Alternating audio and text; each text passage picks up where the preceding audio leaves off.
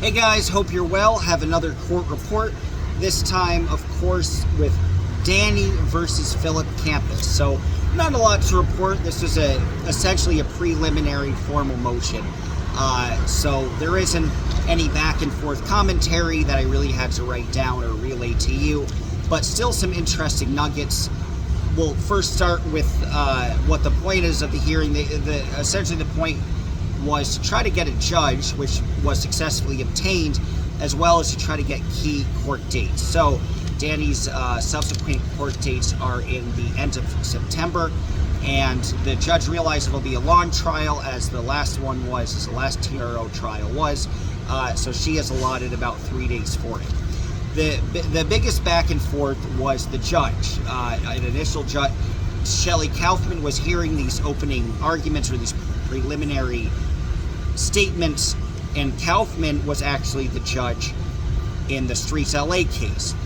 Dorothy Gibbons-White, the attorney for Danny and also the attorney who works with Streets, tried to get Shelley, who is with them at the moment, to oversee the case. Of course, that was rejected, and Shelley just said, that is too much of a Herculean task for me to take. So they each rejected one judge, another judge was rejected, and they finally settled on a judge named Judge Sully. Now, this is an interesting judge because she is also the judge that was there during the DOA, or will continue to be there during the DOA Kendrick Moxon case. That's very important because the judge threw out a lot of the video evidence that Kendrick Moxon attempted to submit on behalf of his client. Essentially, what DOA was able to know is that this was edited, that a lot of the footage appeared to be edited, and it couldn't be authenticated. So there's a lot of video evidence that has essentially become close to being thrown out the window. So the judge necessarily isn't trigger happy to be reflexively supportive of Kendrick Moxon, his side, and it seems to be at least more aware and circumspect towards those who are fighting against Scientology. So he's certainly a good judge to have. I want to give you an update on the deposition.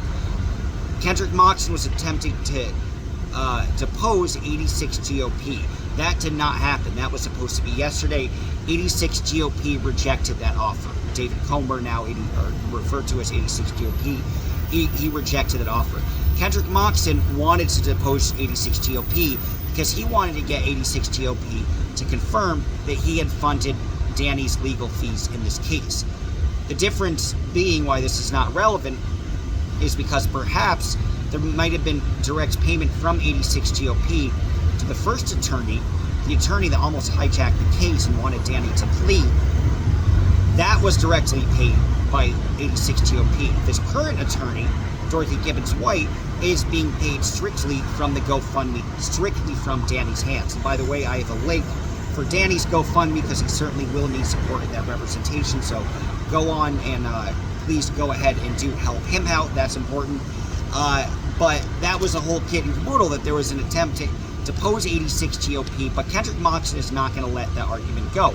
So even though 86 GOP decided not to show up and said that he did not want to be deposed, what's going to happen is that Kendrick Moxon is going to make another attempt to try to get him to show up. He won't show up again, and then he'll try to compel him, which means he'll try to forcibly make 86 GOP show up. Now, is the judge going to buy that and say that 86 GOP is such a crucial witness that he needs to forcibly be deposed? I'd be surprised. So again, in this case, as it were with the other cases, you can see Moxon grasping at straws, and essentially he's trying to use the same exact arguments that he has used in his other cases, and the same exact arguments that Joey's attorney in Streets LA versus Joey Ecker's case used as well. It's all thematic. All of this is everything comes from a group, and some person who made some comment is thereby responsible, because of course a lot of this all boils back down to Kendrick Moxon said that 86 GOP made a threat against him, and therefore because of that, the people that 86 GOP supposedly paid for, that they can't be trusted, and that they are essentially bad actors and they are ill-intentioned people, because they, by proxy, by 6 degrees of separation, implicitly agreed to these threats. It's such a stretch of an argument, guys, but that's the argument he's trying to make. So that was the big news. No deposition. Expect that to happen in the future. And you could already see the basic argument that Kendrick Moxon is going to try to make for Phillip Campos. Of course, this all boils down to Phillip Campos was on a scooter and essentially jettisoned Danny and ran into him. He was trying to claim that Danny assaulted him with his scooter.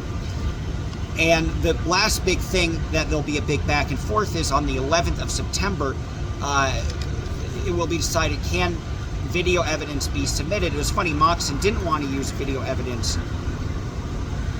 Moxon did want to use video evidence against DOA, but now Moxon doesn't want the video evidence in question here. The video evidence simply is a stream showing that Danny really was the one that was assaulted by the scooter, not the other way around. Moxon is trying to prevent that from being submitted. But again, I don't think the judge is going to buy any of the arguments, because we have the judge throw out the arguments that was made with Moxon's attempt to use a lot of this video evidence. That was thrown out, or expected to be thrown out.